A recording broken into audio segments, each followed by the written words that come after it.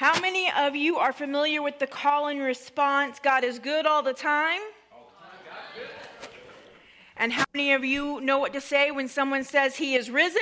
He is risen indeed. Good job. All right, well, we are so glad that you are here to celebrate Resurrection Sunday with us. I want to start off this morning by having a little trivia. I'm going to put some phrases up, maybe not. They're not showing up, and that's okay. Don't worry about it then, right? If Jesus defeated death, we can all listen to a sermon without slides, right? Right? You really don't have a choice. So anyway, moving on. All right, so I will tell you what the slides are going to say. And you tell me if that is something, true or false, that is in the Bible or that Jesus said. So how about this one? God helps those who help themselves. Okay, not in the Bible. In fact, in Romans, it says that God helps those who are, in fact, helpless. All right, everything happens for a reason. Baloney. All right, baloney, also not in the Bible. Cleanliness is next to godliness. We hope not. That is also, it sounds like it would make a good proverb, right? Be good to tell maybe our kids or maybe me. Nope, not in the Bible. All right. This one, let's see if you know this one. Money is the root of all evil. Close but no cigar, someone says. The love of money is the root of all evil. Okay, here's another one that is often thought to be in the Bible. Hate the sin, love the sinner. No. Correct, not in the Bible. All right, I got one more for you. God will never put more on you than you can bear. Also not in the Bible. Now you may be asking, Pastor Jessica, why are you walking through these things that aren't in the Bible? They are things that Jesus never said. Because for the last 7 weeks, we've been covering some very specific things that Jesus did in fact say. They're called the I am statements. They're found in the Gospel of John. These I am statements were a declaration about who Jesus was, about how he was working in the world. And I've been arguing for the last 7 weeks that these statements give us statements to say about ourselves. We can say, because he is, fill in the blank, I am, then fill in the blank. Now you might wonder, why have we spent so much time on these I am statements though?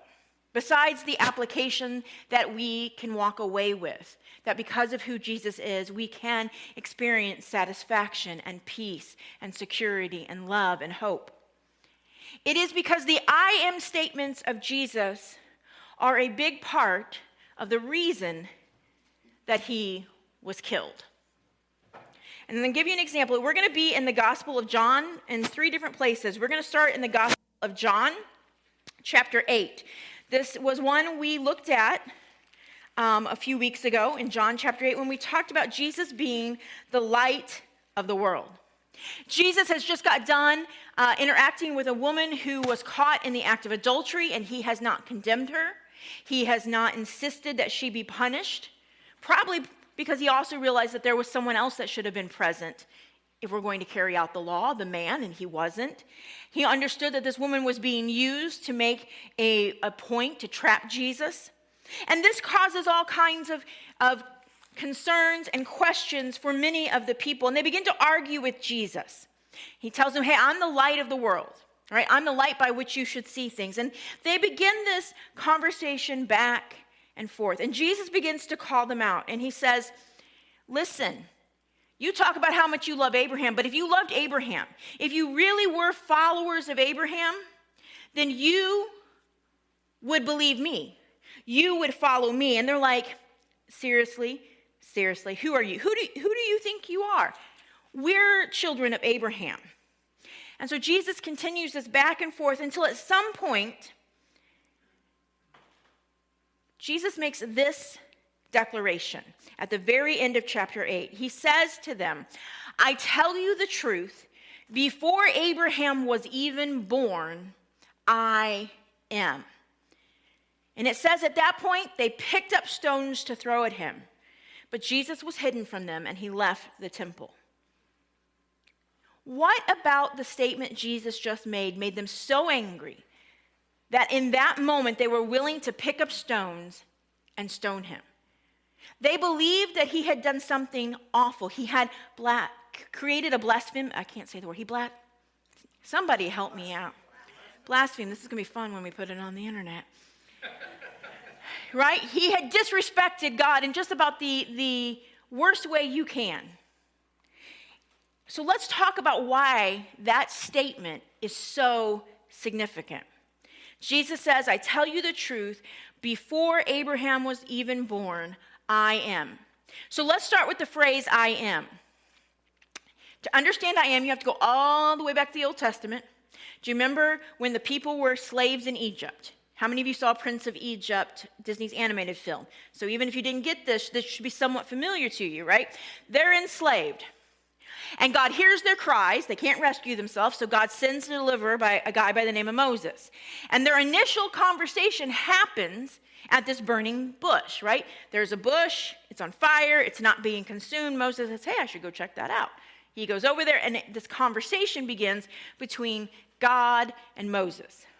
And Moses is a very reluctant hero. He's really not interested in doing this. And finally, one of the reasons that he gives is, okay, what am I going to tell them when I come there? Who am I going to say sent me? Give me your name. Because how are they supposed to believe me?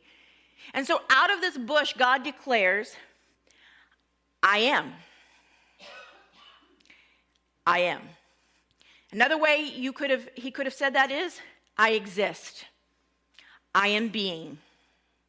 If you may have remembered a few weeks ago, we talked about in the Gospel of John, he writes that Jesus is the Word. And we said that's a Greek word for logos, which means the source of all things, the thing that emanates and governs everything, that gives all things life and intelligence and sustains things. It's so incomprehensible. That is what God is declaring to Moses. I just am. I have no beginning, no end, no one made me. I just exist.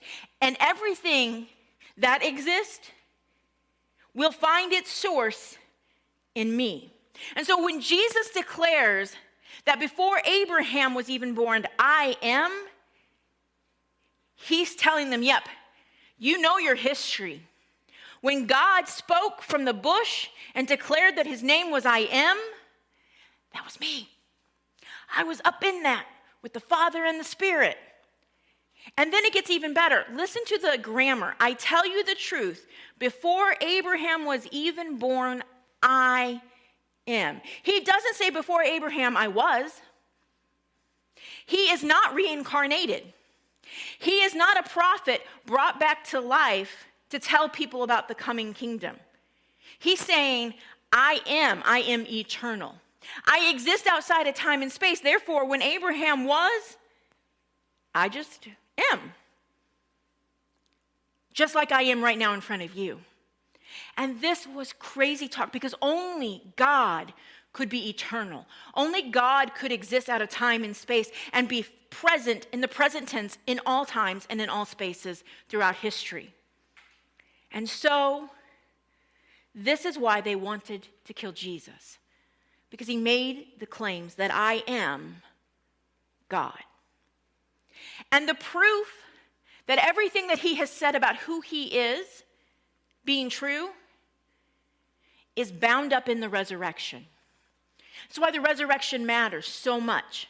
Everything we believe hinges on the resurrection, because if he can raise himself from the dead, then the only option is he must be God, and everything that he has said is also true.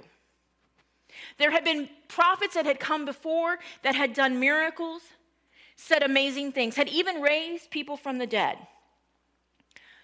But no one had ever been able to raise themselves from the dead. Only God could. Now, as we've been walking through these I ams, I discovered something that I had never seen before, that I think is a foreshadowing of what happens on Resurrection Sunday. And it begins in John in just the first 4 chapters.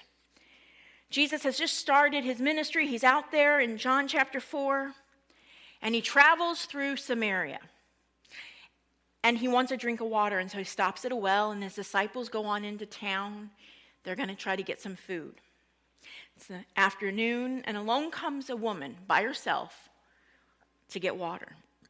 Now, this is odd, because most of the women and children that would have come to get water came at the same time. This was a community activity. This is where you found out how Sister Susie was doing, right? And who was sick, and who needed help, and who needed an extra meal. Who needed their flowers tended to, their garden, their wine press, and I'll send my kid over to help. So it was odd that this woman was coming, not with the other women. It told us something, though we don't necessarily know yet what, about her. That she has in some way or form been ostracized from her community. And Jesus speaks to her, and she is shaken. And there's lots of reasons for this. First of all, he's a man and she's a woman. In this time, and even in still many places, there are a lot of social protocols for what should happen when men and women are in the same space.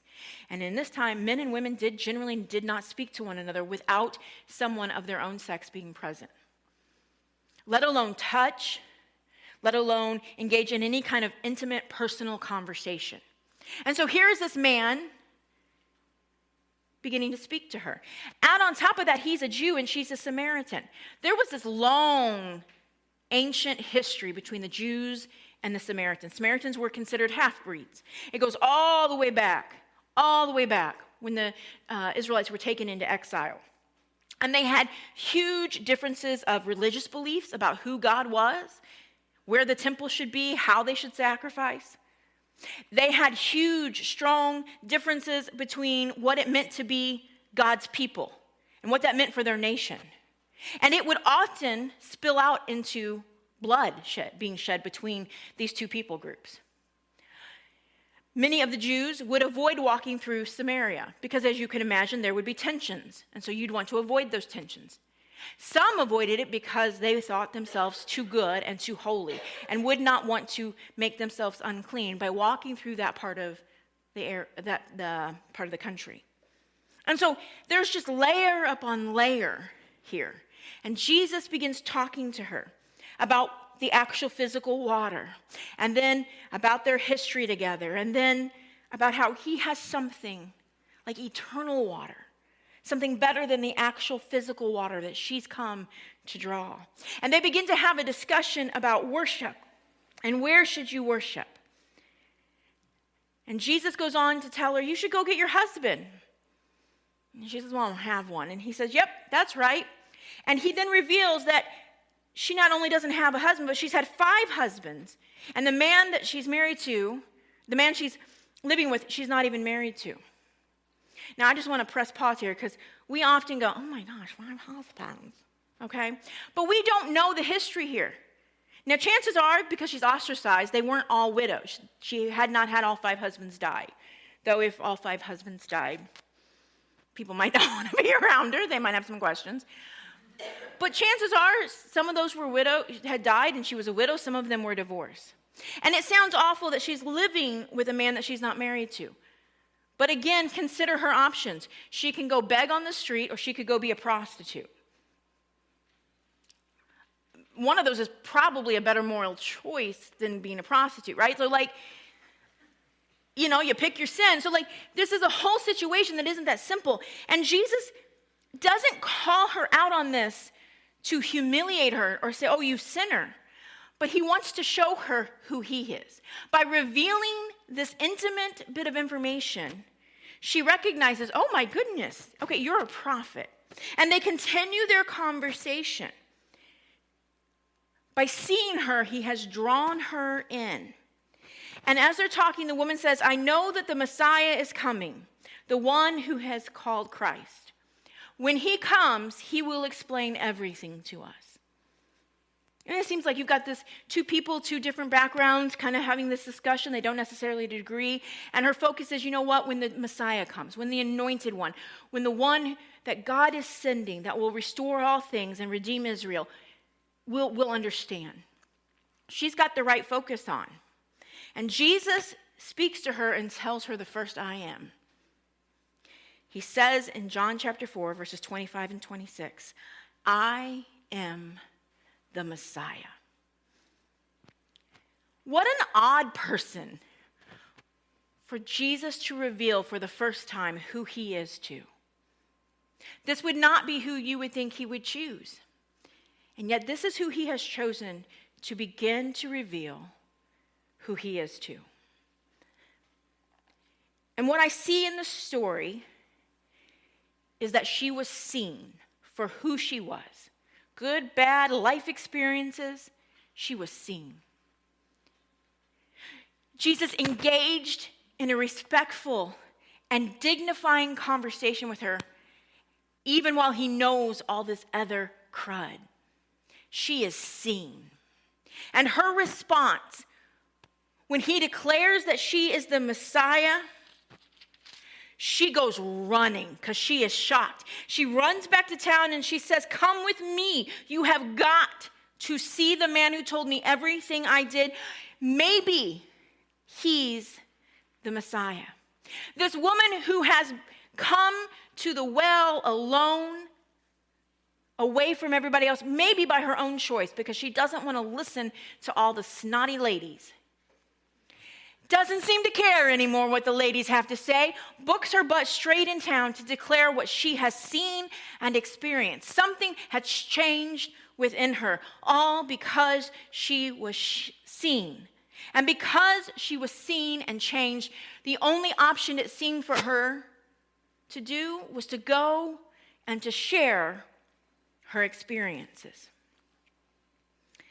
And as I thought about Resurrection Sunday, I thought, man, it reminds me of Mary. John chapter 20. It tells us that while it was still dark on Sunday morning, Mary Magdalene came to the tomb, and she found that the stone had been rolled away from the entrance.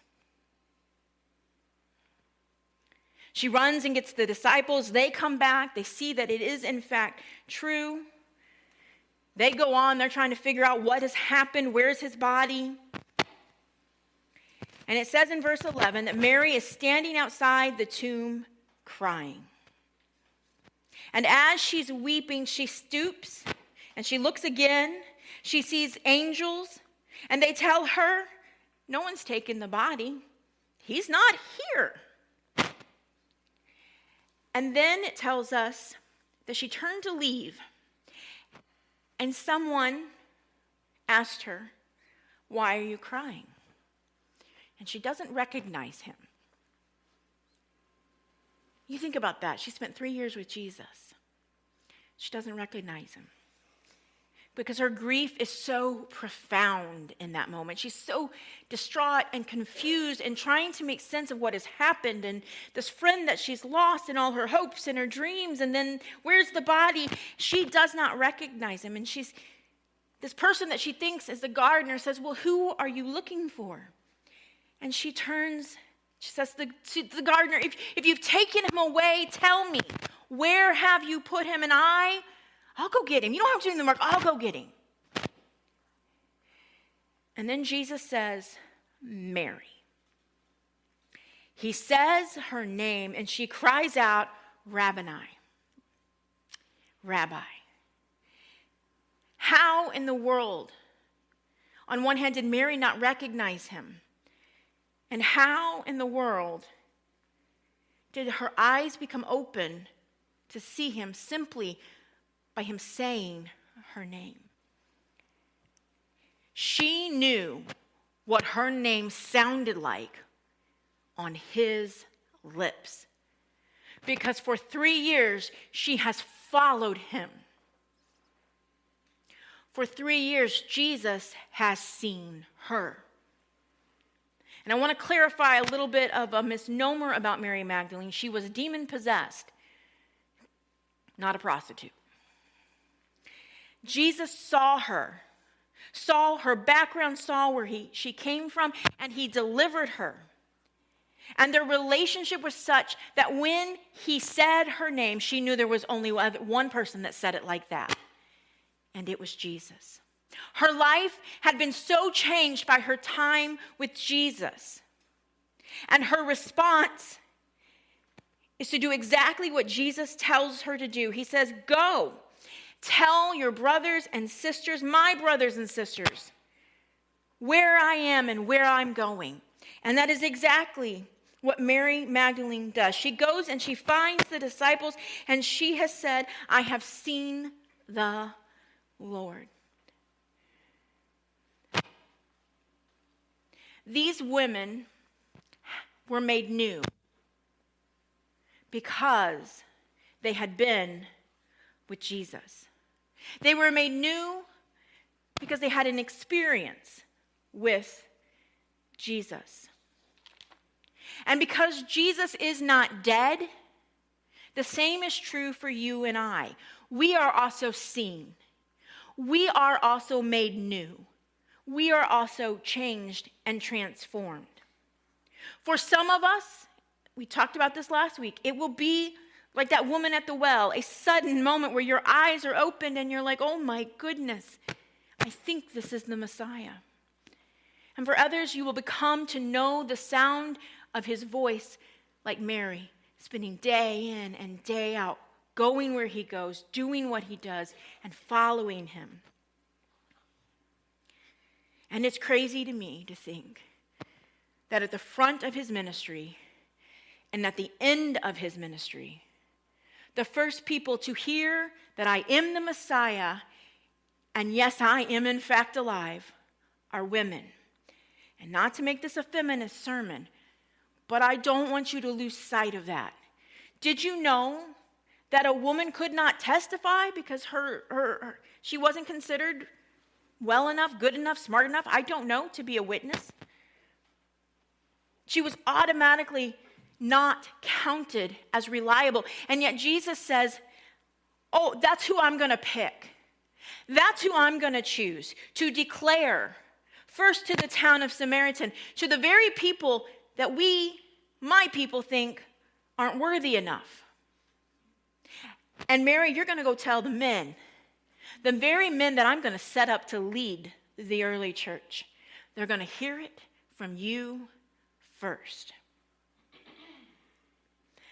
And this made me think of Paul's writing in 1 Corinthians chapter 5. He talks about how we are ambassadors for Christ. That it is our job, because we have been seen by God, because we have been changed by Jesus. It is then on our responsibility to go and to share and to tell others about the good news of Jesus Christ. And he says in verse 16 of 2 Corinthians chapter 5, we have stopped evaluating others from a human point of view. At one time, we thought of Christ merely from a human point of view, but how differently we know him now. And this means that anyone who belongs to Christ has become a new person. The old life is gone, and a new life has begun. Paul ties up together this idea of transformation, of a newness in our life, spilling out in the way we view others. And so what I want to declare to you this morning is not only is Jesus risen, but he sees you. He desires to make you new. And he calls you to go and tell other people about the love and the sacrifice that he did on the cross for us, and that he is not dead anymore. Most of us, I'm going to make some assumptions. Probably, I'm sorry that this keeps doing the thing, would say that we know Jesus. But I've grown up in church all my life, and I can tell you exactly what it's supposed to look like. And that don't mean anything. And so I want to not pass Easter without giving an invitation. If you are someone who says, I have never chosen to follow Christ, I've never actually got it, but I recognize that I'm not perfect. And I can never be perfect. I recognize that even in my were to get it right, I just have limitations because I am not the I am. I do not just exist. So I also need not only a savior, but a friend and a companion, someone to guide me. And I want to make that choice. It's real simple. That's it. I make the choice. I declare it. Or maybe you're someone who says, I kind of been spending time with Jesus. But I don't know that I've ever declared it. There's an opportunity here to declare it.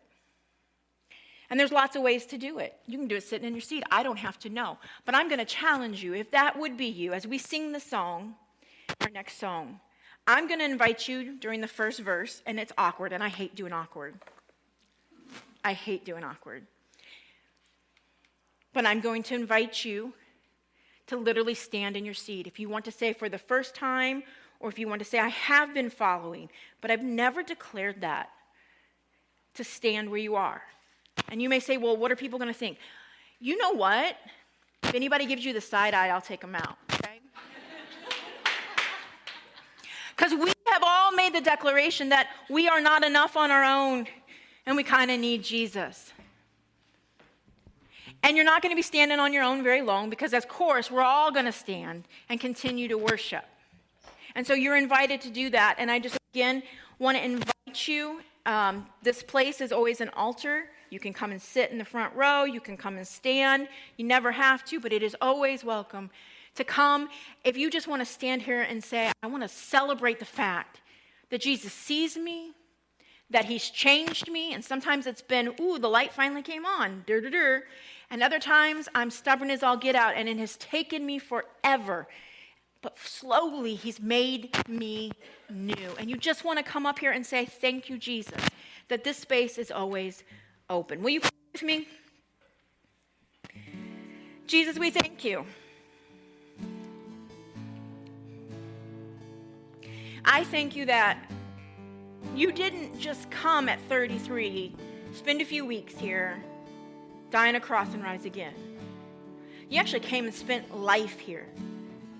Like, you get what all of this feels like. A tired body, annoying friends, the highs and the low that come with life.